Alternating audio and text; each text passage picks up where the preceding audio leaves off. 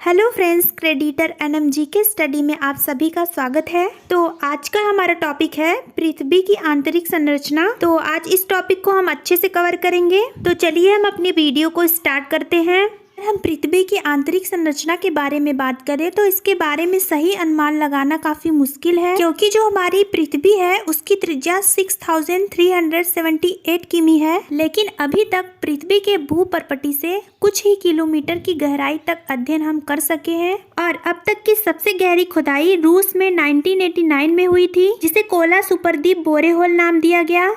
ऐसे में भी हमारे वैज्ञानिक हमें यह बताने में सक्षम हुए हैं कि भूगर्भ की संरचना कैसी है और कितनी गहराई पर किस प्रकार के पदार्थ पाए जाते हैं। तो हमारे भूवैज्ञानिकों ने कुछ प्राकृतिक और अप्राकृतिक संसाधनों के माध्यम से पृथ्वी की आंतरिक संरचना के बारे में जानकारी दी, जैसे कि घनत्व, दबाव, तापमान, भूकंप, ज्वालामुखी।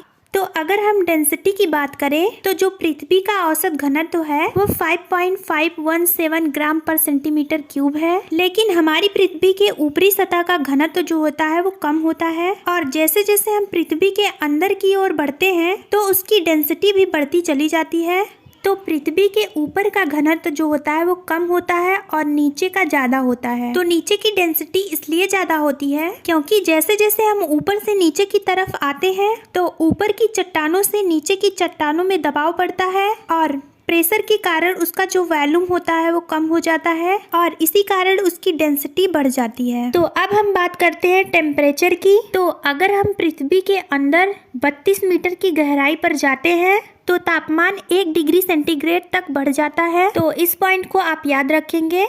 और प्राकृतिक स्रोत के रूप में हमारा ज्वालामुखी हो गया। तो अगर हम ज्वालामुखी की बात करें तो आप सभी ये जानते हैं कि पृथ्वी के आंतरिक भाग में तरल मैग्मा या लावा भरा हुआ होता है और ज्वालामुखी उद्गार से ही हमें पता चलता है कि हमारी पृथ्वी पूरी तरीके से ठोस अवस्था में नहीं है। और भूकंप विज्ञान से भी हम पृथ्वी की आंतरिक संरचना के बारे में जानकारी प्राप्त करते हैं। तो भूकंप की स्थिति तब उत्पन्न होती है जब पृथ्वी के आंतरिक भाग में दो विवर्तनीय प्लेटें आपस में टकराती हैं। तो जब ये प्लेटें आपस में टकराती हैं तो इनके टकराने से ऊर्जा निकलती है और ऊर्जा के निकलने के कारण भूकंपी तरंगे निकलती हैं और उन्हीं भूकंपी तरंगों को हम सिस्मोग्राफी से मापते हैं। भूकंप एक अलग टॉपिक है जिसको मैंने अपनी पिछली वीडियो में डिटेल से कवर कराया है।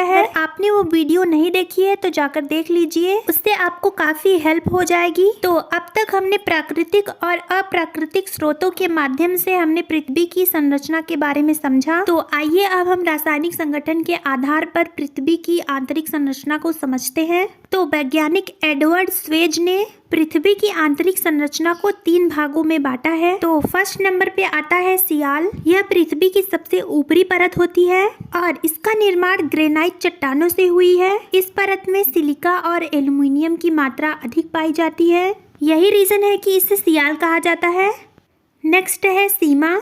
सियाल के नीचे की दूसरी परत को हम सीमा कहते हैं और इस परत में सिलिका और मैग्नीशियम की मात्रा अधिक होती है, इसलिए इस परत को सीमा कहा जाता है। अगला है नीफे और यह सीमा परत के नीचे होती है और यह अंतिम परत होती है। इसकी संरचना निकिल तथा फेरियम से मिलकर बनी हुई होती है। इस प्रकार यह कठोर धातु की बनी होती है, जिसके कारण इसका घनत्व भी अधिक होता है। लेकिन सियाल जो होता है उसमें एल्युमिनियम की अधिकता होती है। एल्युमिनियम हल्का होता है, तो जो हल्की चीजें होती है उसका घनत्व कम होता है। यही रीजन है कि सियाल का घनत्व भी कम होता है। तो ये थी वैज्ञानिक एडवर्ड की पुरानी विचारधारा। इसको लेकर काफी वैज्ञानिकों में मतभेद रहे। इसके बाद आई आधुनिक विचारधारा और इसमें एडवर्ड स्वेज के विचारों में ही थोड़ा सा चेंजिंग किया गया और उन्होंने भी पृथ्वी की आंतरिक संरचना को 3 भागों में ही बांटा। उन्होंने सियाल को क्रस्ट का नाम दिया, सीमा को मेटल और नीफे को कोर कहा। तो अब हम इन तीनों को एक एक करके अच्छे से डिस्कशन करेंगे, क्योंकि यही आपके लिए इम्पोर्टेंट है। तो पहला है क्रस्ट,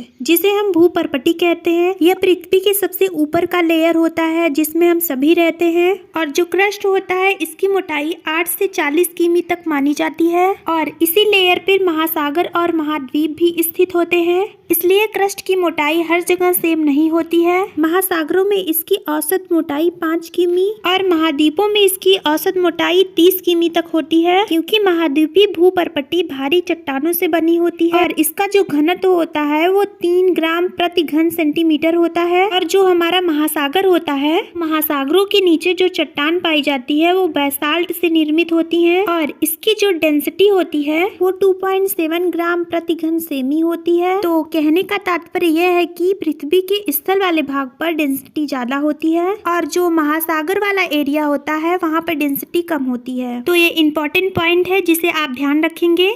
और जो हमारे वैज्ञानिक एडवर्ड स्वेज थे, जहाँ से क्रस्ट, मेटल और नीफे अलग हो रहे थे, उस लाइन को उन्होंने कुछ नाम नहीं दिया था, लेकिन आधुनिक विचारधारा में इन्होंने कहा कि जहाँ से कोर और मेटल अलग हो रही हैं, उसे उन्होंने मोहो डिसकंटिन्यूटी लाइन कहा और मेटल और कोर को अलग करने वाली रेखा को गुटेनबर्ग डिसकंटिन्यूटी लाइन कहा। और भूकंपी लहरों की गति के अंतर के आधार पर क्रस्ट को भी 2 भागों में विभाजित किया गया, ऊपरी क्रस्ट और निचली क्रस्ट। और ऊपरी क्रस्ट और निचली क्रस्ट को अलग करने वाली रेखा को कोनोराड डिसकंटिन्यूटी लाइन कहा गया। और इन सभी लाइनों के नाम उस समय के वैज्ञानिकों ने अपने अपने नाम पर रखा था। और जैसा कि हम जानते हैं कि सियाल को ही क्रस्ट का नाम दिया गया, इसलिए इसमें भी सिलिकॉन और एल्युमिनियम की मात्रा अधिक होगी, तो इसे आप ध्यान रखेंगे।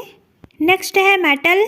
जैसा कि हम जानते हैं कि नीफे को ही हम मेटल कहते हैं, तो अभी कुछ देर पहले हमने पढ़ा कि इसमें सिलिका और मैग्नीशियम की मात्रा अधिक होती है और इसका घनत्व जो होता है वो 3.5 से 5.5 ग्राम पर सेंटीमीटर क्यूब होता है। तो मेटल को भी 2 भागों में विभाजित किया गया है, अपर मेटल और लोअर मेटल। तो आप ध्यान रखेंगे कि अपर मेटल और लोअर मेटल को विभाजित करने वाली रेखा को रैपिड डिसकंटिन्यूटी लाइन कहते हैं। अगला है क्रोड। क्रोड पृथ्वी की सबसे निचली परत है और इसका निर्माण मुख्य रूप से निकिल और लोहा से होता है और इसका घनत्व 11 से 13 ग्राम पर सेंटीमीटर क्यूब होता है। और क्रोड को भी हम 2 भागों में विभाजित करते हैं, आउटर कोर और इनर कोर। और आउटर कोर और इनर कोर को अलग करने वाली लाइन लेहमैन डिसकंटिन्यूटी लाइन कहलाती है और इसका जो आयतन होता है वो पूरी पृथ्वी का मात्र 16% है और इस परत को हम वेरिस्फीयर भी कहते हैं। तो इन सभी परतों को विभाजित करने वाली रेखाओं के नाम आपको पता होने चाहिए। तो आज के लिए इतना ही। अगर आपको हमारी वीडियो पसंद आई हो तो नीचे कमेंट बॉक्स में कमेंट करके हमें बताएं और हमारे चैनल को लाइक करें, सब्सक्राइब करें। मिलते हैं नेक्स्ट वीडियो में।